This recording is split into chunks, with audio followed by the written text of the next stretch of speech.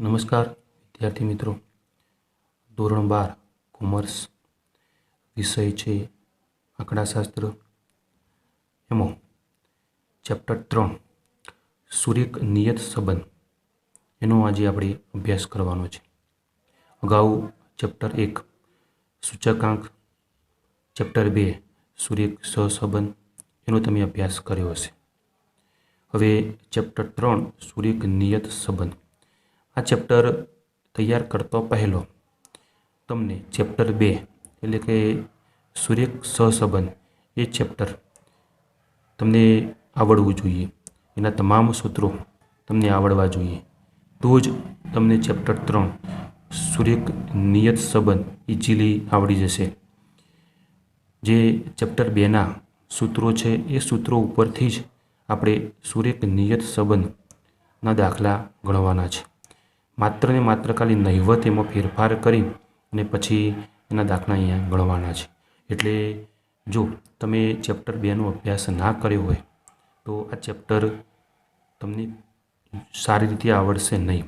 એટલે ચેપ્ટર 2 એ બરાબર તૈયાર કરી કાઢજો. એના પછી જ ચેપ્ટર 3 સૂર્યક નિયત સંબંધ એનો આપણે અભ્યાસ કરવાનો. સૌપ્રથમ આ ચેપ્ટર જોતો પહેલો આપણે વાર્ષિક પરીક્ષામાં કેટલો ગુણભાળનો આપણે અભ્યાસ કરવાનો છે અહીંયા મેં નોંધ કરી છે, અને તમે તમારા ચોપડામાં પણ આની નોંધ કરી કાઢજો અને એ પ્રમાણે તમારે તૈયારી કરવાના છે. ગુણભાર 12 માર્ક્સનો છે. એમાં વિભાગ એ એટલે કે વિકલ્પો, એક વિકલ્પ પૂછાવાનો છે અને એ વિકલ્પનો નંબર છે 3. એનો 1 માર્ક્સ છે. પાઠ્યપુસ્તકની પાછળ જે સ્વાધ્યાય આપેલો છે, સ્વાધ્યાય 3, એમાં વિકલ્પો આપેલા છે. એનો સૌપ્રથમ આપણે અભ્યાસ કરીશું અને પછી નવનીતના વિકલ્પો ગણવા હોય તો તમે ગણી શકો છો. વિભાગ બી એમાં એક પ્રશ્ન પૂછાવાનો છે અને એનો પ્રશ્ન નંબર છે 3. અહીંયા થિયરી આવશે, એનો માર્ક્સ છે 1. વિભાગ સી એક પ્રશ્ન પૂછાવાનો છે, એટલે કે એક દાખલો પૂછાવાનો છે અને એનો દાખલા નંબર છે 23 અને એ દાખલાના માર્ક્સ છે 2. એટલે એ દાખલા પણ આપણે જોઈશું. વિભાગ ડી એમાં એક પ્રશ્ન પૂછાવાનો છે અને એનો પ્રશ્ન નંબર એટલે કે દાખલા નંબર 33 છે અને એના 3 ગુણ છે. મિત્રો અહીંયા 2 દાખલા પૂછાશે અને એમાંથી તમારી ચોઈસ મુજબ તમને જે દાખલો આવડતો હોય એ દાખલો તમારે ગણવાનો થશે. એટલે 33માંનો ઓરમો એટલે કે અથવામાં એક બીજો દાખલો આવશે અને બંને દાખલામાંથી તમારી પસંદગી, તમને જે દાખલો આવડતો હોય એ દાખલો તમે ગણી શકો છો અને એના 3 ગુણ છે. વિભાગ એફ દાખલા નંબર અહીંયા 45 નંબર છે અને 5 ગુણનો દાખલો અહીંયા પૂછાવાનો. મેં અહીંયા એફ કર્યો છે, તમે સુધારી કાઢજો. એક દાખલો પૂછાવાનો છે અને એનો દાખલા નંબર છે 45 અને એના 5 ગુણ છે. સૌપ્રથમ આપણે જ્યારે સૂર્યક નિયત સંબંધ એની થોડી સમજૂતી જોઈશું, પછી એનું સૂર્યક નિયત સંબંધનું મોડેલ એનો આપણે અભ્યાસ કરીશું અને પછી સૂત્રોની સમજ મેળવી અને 5 ગુણના દાખલા ઉપર આપણે જઈશું. તમે બરાબર ધ્યાન આપજો તો તમને અહીંયા સૂર્યક નિયત સંબંધ ચેપ્ટર સમજવામાં કોઈ તકલીફ પડશે નહીં. તો સૂર્યક નિયત સંબંધ ચેપ્ટર 3 સૂર્યક નિયત સંબંધ. ચેપ્ટર 3ની ચર્ચા કરતો પહેલો ચેપ્ટર 2 એટલે કે સૂર્યક સહસંબંધ એના વિશે થોડો આપણે અભ્યાસ કરી લઈએ. કેમ કે ચેપ્ટર 3 એ ચેપ્ટર 2 ઉપર આધારિત છે. અહીંયા તમે ચેપ્ટર 2 એટલે કે સૂર્યક સહસંબંધ એના આધારે આપણે શું જાણી શકતા હતા અને હવે સૂર્યક નિયત સંબંધ એના આધારે આપણે શું જાણીશું એ અહીંયા આપણે જોઈશું. તો અહીંયા મેં લખ્યું છે કે 2 ચલ વચ્ચે કાર્યકારણનો સંબંધ હોય. કાર્યકારણ એટલે એક ચલની અસર બીજા ચલ ઉપર થતી હોય એને આપણે કાર્યકારણનો સંબંધ તરીકે ઓળખીએ છીએ. 2 ચલ વચ્ચે કાર્યકારણનો સંબંધ હોય તો તે સંબંધનો પ્રકાર અને તે ઘનિષ્ઠતા આપણે સહસંબંધ આંક દ્વારા જાણી શકીએ છીએ. તમને યાદ હોય ચેપ્ટર 2 સહસંબંધની દાખલાની ગણતરી કરી હોય તો તમે બે ચલ લેતા હતા. એક ચલ હતું એક્સ ચલ અને બીજું હતું વાય ચલ.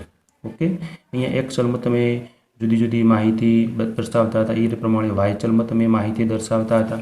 ઓકે, અને એના ઉપરથી આપણને ઋણ સહસંબંધ, ધન સહસંબંધ એવી માહિતી મળતી, એટલે કે સહસંબંધનો પ્રકાર આપણને મળતો હતો. ઋણ સહસંબંધ એટલે કે જ્યારે એક ચલમાં વધારો થાય તો એની સામે વાય ચલમાં ઘટાડો થાય, એટલે કે વિરુદ્ધ દિશામાં ફેરફાર થાય. ઓકે, તો જે આંક મળતો એ કયો મળતો? માઇનસ મળતો હતો. માઇનસ આપણને આંક મળતો હતો અને એને આપણે શું કહેતા હતા? ઋણ સહસંબંધ તરીકે ઓળખતા હતા.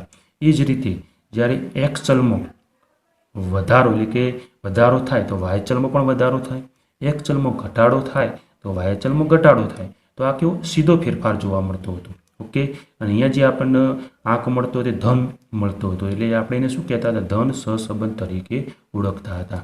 એટલે અહીંયા સહસંબંધના આધારે સહસંબંધનો પ્રકાર આપણે જાણી શકીએ છીએ. બીજું એનું ધનિષ્ઠતા, એની ધનિષ્ઠતા પણ આપણે સહસંબંધના આધારે જાણી શકાય. ધનિષ્ઠતા એટલે દાખલા તરીકે તમને -0.95 -0.45 પ્લસ 0.40 0.30 આવું તમને આંક મળતો હતો. તો આ શું કહેવાય?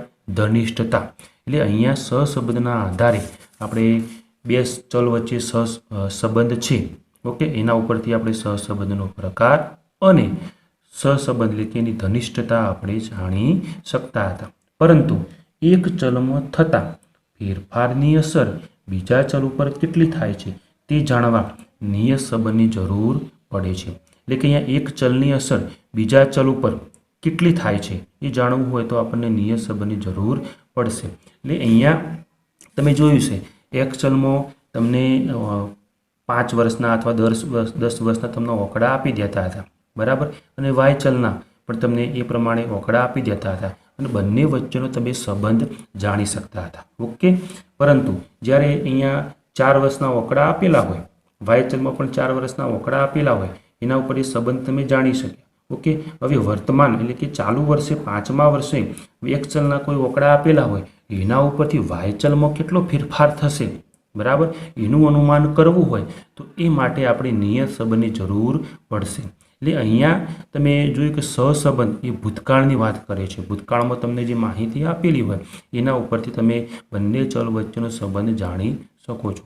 પરંતુ અહીંયા નિયત સંબંધની ભવિષ્યની વાત કરવામાં આવી છે. ભવિષ્યમાં આવું બનશે, આના ઉપર એક ચલમાં આટલો ફેરફાર થશે તો વાય ચલમાં કેટલો ફેરફાર થશે એવું અનુમાન કરવું હોય તો એના માટે આપણે અહીંયા નિયત સંબંધની જરૂર પડશે. ઓકે, દાખલા તરીકે આપણે જાહેરાત ખર્ચમાં 4 વર્ષના આપણને ઓકડા આપેલા હોય, બરાબર, અને એના ઉપરથી આપણને વાય ચલમાં આપણે વેચાણ કર્યું હોય. ઓકે, હવે ચાલુ વર્ષે જાહેરાત ખર્ચમાં આપણે આટલું વેચાણ કરીશું, બરાબર, તો એની સામે વેચાણ કેટલું વધશે એવું અનુમાન તો કરવું હોય તો એ નિયત સંબંધની જરૂર પડશે. એટલે નિયત સંબંધ ટૂંકમાં ભવિષ્ય પૂર્વ અનુમાન કરવા માટે ખૂબ ઉપયોગી છે. ઓકે, અને કોમર્સ વાણિજ્ય ક્ષેત્રે આ નિયત સંબંધની જરૂરિયાત ખૂબ જ પડશે. ભવિષ્યમાં આપણે અનુમાન કરવું હોય, દાખલા તરીકે આ વખતે વેચાણ આપણે છેલ્લા 4 વર્ષમાં આટલું વેચાણ કર્યું હતું તો એની સામે આપણને નફો આટલો મળે, તો હવે આ વર્ષે આપણે વેચાણ વધારીશું તો આપણને નફો આટલો વધશે એવું આપણે અનુમાન કરી શકીએ છીએ. તો આ કોમર્સ માટે સુરેખ નિયત સંબંધ ખૂબ ઉપયોગી કહી શકાય. મેં અહીંયા ઉદાહરણ લખ્યું છે. દાખલા તરીકે છેલ્લા 10 વર્ષના વરસાદ અને ચોખાની ઉપજના ઓકડા ઉપલબ્ધ હોય તો એના ઉપરથી આપણે શું કરતા હતા? વરસાદ અને ચોખાની ઉપજ વચ્ચે કેવો સંબંધ છે એ આપણે જાણી શકતા હતા, બરાબર. વરસાદના ઓકડા આપણને આપેલા હોય 10 વર્ષના અને સામે ચોખાની ઉપજના ઓકડા આપેલા હોય છેલ્લા 10 વર્ષના, એ બંને વચ્ચેથી આપણે એનો સંબંધનો પ્રકાર અને ધનિષ્ઠતાનું માપ આપણે જાણી શકતા હતા. તમે સુરેખ સહસંબંધમાં દાખલાની ગણતરી કરી છે. પરંતુ ચાલુ વર્ષે છેલ્લા 10 વર્ષના ઓકડા તો આપેલા હતા, પરંતુ ચાલુ વર્ષે અમુક વરસાદ પડશે તો એની સામે ચોખાની ઉપજનું અનુમાન એટલે કે ચોખાની ઉપજ કેટલી થશે એવું અનુમાન કરવું હોય તો એના માટે આપણે શું કરવું પડશે? નિયત સંબંધનો અભ્યાસ કરવો પડશે. ઓકે, ખ્યાલ આવી ગયો તમને? નિયત સંબંધ એટલે પૂર્વાનુમાન, ભવિષ્યવાણી કરવા માટે ખૂબ ઉપયોગી સાબિત થશે. ઓકે, હવે થોડી નિયત સંબંધનો આંક કોને શોધ્યો, ઓકે, અને કેવી રીતે શોધ્યો એની થોડી આપણે ચર્ચા કરી લઈએ. તો નિયત સંબંધ શબ્દનો સૌ પ્રથમ ઉપયોગ સર ફ્રાન્સિસ ગુલ્ટન નામના ઓકડાશાસ્ત્રી હતા. એમને આ નિયત સંબંધ શબ્દનો સૌ પ્રથમ ઉપયોગ કર્યો હતો. એમણે શું કર્યું હતું? 19મી સદીના અંતમાં પિતા અને તેના પુખ્ત વયના પુત્રની ઊંચાઈના ઓકડા લીધા હતા. 1000 જોડ, એટલે કે એમની ઊંચાઈ, પિતા અને પુત્રની, બરાબર, એની ઊંચાઈની માહિતી લીધી હતી અને એના ઉપરથી મેં તારણ કાઢ્યું હતું. અને તારણ કાઢ્યું અને એમને જે માહિતી મળી અને એમને માહિતી ઉપરથી એમને નિયત સંબંધ એવું એમને નામ આપ્યું. એટલે પરીક્ષામાં વિકલ્પ પૂછાય કે નિયત સંબંધનો સૌ પ્રથમ ઉપયોગ કોણે કર્યો હતો? તો સર ફ્રાન્સિસ ગુલ્ટન નામના આંકડાશાસ્ત્રીએ નિયત સંબંધનો ઉપયોગ કર્યો હતો. ઓકે, તમે તમારી નોટબુકમાં નોંધ કરી કાઢજો કે નિયત સંબંધનો સૌ પ્રથમ ઉપયોગ કોણે કર્યો? તો સર ફ્રાન્સિસ ગુલ્ટન નામના આંકડાશાસ્ત્રીએ નિયત સંબંધનો ઉપયોગ કર્યો હતો. ઓકે, હવે નિયત સંબંધનો અભ્યાસમાં કાર્યકારણના સંબંધ ધરાવતા બે ચલ વચ્ચેના સંબંધ દર્શાવવા માટે આંકડાશાસ્ત્રીય મોડેલનો ઉપયોગ થાય છે. હવે એ નિયત સંબંધમાં તમે જોયું કે અનુમાન કરવા માટે, તો એમનેમ ખાલી આપણે અનુમાન નથી કરી દેવાનું, ભાઈ આ વખતે આવું થશે તો એના ઉપરથી વાયચલમાં આટલો ફેરફાર થશે, એવું આપણે એમનેમ જ અનુમાન નથી કરી દેવાનું માત્ર, બરાબર. તો એના માટે અહીંયા આંકડાશાસ્ત્રીય મોડેલ, એક ગાણિતિક મોડેલ અહીંયા એમને સર ફ્રાન્સિસ ગુલ્ટને આપેલું છે અને ગાણિતિક મોડેલ ઉપરથી આપણે અહીંયા એનું અનુમાન કરીશું. માત્ર ખાલી ચીલાચાલો એમનેમ જ ખાલી અનુમાન કરવાનું નથી. ઓકે, અહીંયા આંકડાશાસ્ત્રી મોડેલ કયું? તો મેં અહીંયા લખ્યું છે કે આંકડાશાસ્ત્રી મોડેલ વાયકેપ બરાબર a પ્લસ bx, વાયકેપ બરાબર a પ્લસ bx મોડેલનો આપણે ઉપયોગ કરવાનો છે. ઓકે, બે ચલ વચ્ચેનો કાર્યકારણનો સંબંધ હોય, કાર્યકારણ એટલે કે એક ચલની અસર બીજા ચલ ઉપર કેટલી થાય છે એના આપણે કાર્યકારણનો સંબંધ કહીએ છીએ. દાખલા તરીકે એક ઉદાહરણ તમને આપું કાર્યકારણનું. ઓકે, દાખલા તરીકે આપણે જોઈએ કે અમેરિકામાં એપલના ભાવમાં, એપલ જે મોબાઈલ આવે છે, લેપટોપ આવે છે, બરાબર, એના ભાવમાં ઘટાડો થશે તો ભારતમાં એપલ કંપનીના મોબાઈલ અથવા એના લેપટોપમાં વેચાણમાં શું થશે? વધારો થશે. તો એ કારણ શું બન્યું? અહીંયા અમેરિકામાં એપલના ભાવમાં ઘટાડો થયો, એનું કારણ બન્યું. પણ કાર્ય કયું થયું? ભારતમાં વેચાણમાં વધારો થયો. ઓકે, તો આ શું બન્યું? અહીંયા એક કારણ બને છે અને એની અસર એના કાર્ય ઉપર, એટલે કે બીજી અસર એના બીજા ચલો ઉપર થતી હોય છે. ઓકે, તો એને શું કહેવાય? બે ચલો વચ્ચે કાર્યકારણનો સંબંધ હોય તો એક ચલ ફેરફાર થવાથી બીજા ચલમાં તેને અનુરૂપ ફેરફાર થતો હોય છે, બરાબર. તો અહીંયા એને કાર્યકાળનો સંબંધ આપણે તમે ચેપ્ટર 2 સહસંબંધમાં એની વિગતવાર ચર્ચા કરી હશે. ઓકે, હવે બે ચલમાં આપણે ફેરફાર કરીએ તો એક ચલ કારણ સ્વરૂપ ચલ છે જેને આપણે સ્વતંત્ર અથવા નિરપેક્ષ, જેને એક્સ વડે દર્શાવાય.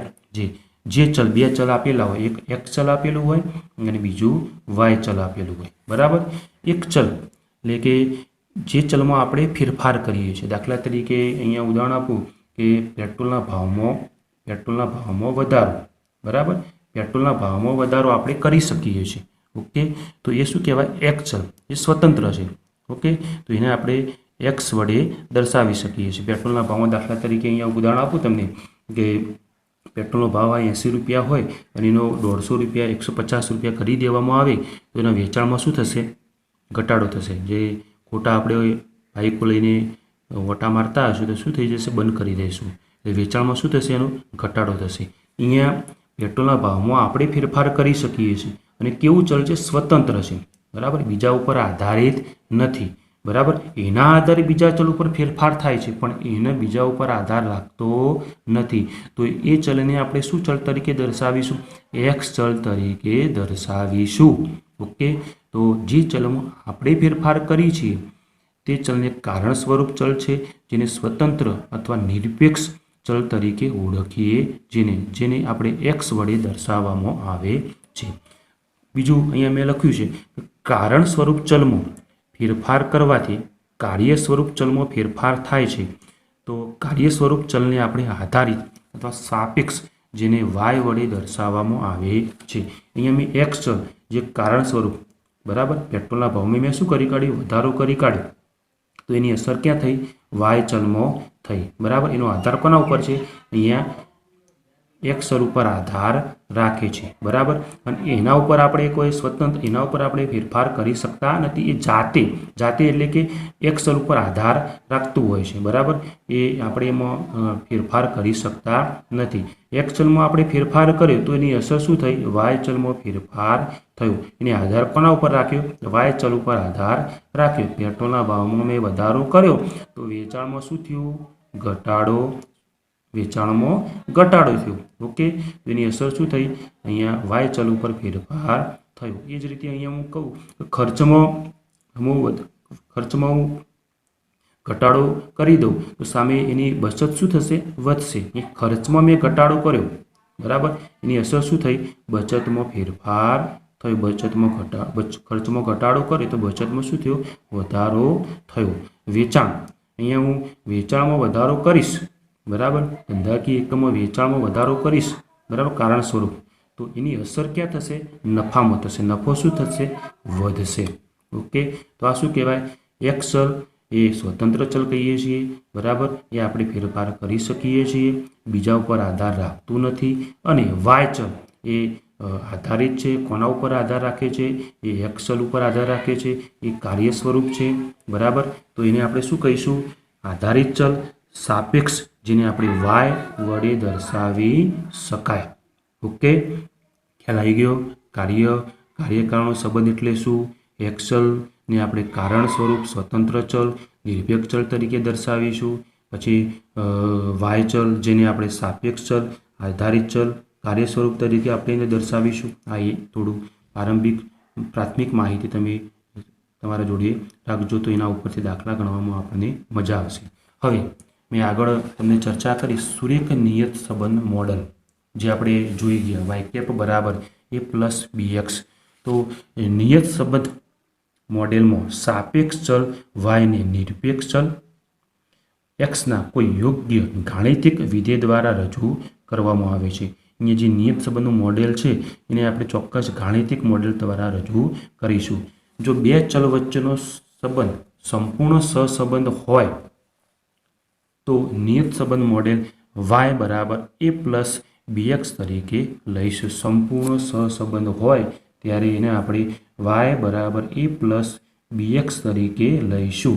જો બે ચલો વચ્ચે આંશિક સહસંબંધ હોય તો નિયત સંબંધ મોડેલ વાય બરાબર એ પ્લસ બીએક્સ પ્લસ યુ એટલે કે વિકસિત તરીકે આપણે લઈશું. ઓકે. તો અહીંયા આપણે નિયત સંબંધ મોડેલ યાદ રાખવું પડશે. એના ઉપરથી આપણે દાખલાની ગણતરી કરીશું. ઓકે. હવે વ્યાખ્યા જોઈએ તો બે સહસંબંધિત ચલો વચ્ચેનો ગાણિતિક કે વિધેયાત્મક સુરેખ સંબંધ કે જેના દ્વારા નિરપેક્ષ ચલની કોઈ આપેલી જ્ઞાત કિંમત એટલે આપણે જાણી શકતા હોઈએ. નિરપેક્ષ ચલની કોઈ જ્ઞાત કિંમત માટે તેની અનુરૂપ સાપેક્ષ ચલની કિંમતનું અનુમાન થઈ શકે તેને આપણે સુરેખ નિયત સંબંધ તરીકે ઓળખીશું. એટલે અહીંયા શું કીધું છે? એ સહસંબંધિત ચલો, બરાબર, બંને ચલો વચ્ચે કાર્યકારણનો સંબંધ હોય, બરાબર, તો ગાણિતિક કે વિધેયાત્મક સુરેખ સંબંધ બંને ધરાવતા હોય તો નિરપેક્ષ ચલની કોઈ જ્ઞાત કિંમત, કોઈ નિરપેક્ષ ચલની કિંમત આપણે કે એક્સ ચલની કિંમત આપણે જાણતા હોઈએ તો એની અનુરૂપ સાપેક્ષ ચલ એટલે વાય ચલની કિંમતનું આપણે અનુમાન થઈ શકે તો તેને આપણે સુરેખ નિયત સંબંધ તરીકે ઓળખીશું. ઓકે. આ વ્યાખ્યા તૈયાર કરી કાઢજો. એ થિયરિકલ તરીકે પણ પૂછાઈ જાય, બરાબર. તો વ્યાખ્યા તમે તૈયાર કરી કાઢજો. તમારી નોટબુક પણ એનો ઉતારો કરી કાઢજો. હવે આના ઉપરથી આપણે વાયની એક્સ પરની નિયત સંબંધ રેખા અને સૂત્રની સમજૂતી મેળવીશું અને પછી દાખલા ઉપર આપણે જઈશું. 5 ગુણના દાખલાની આપણે સમજૂતી મેળવીશું. ઓકે.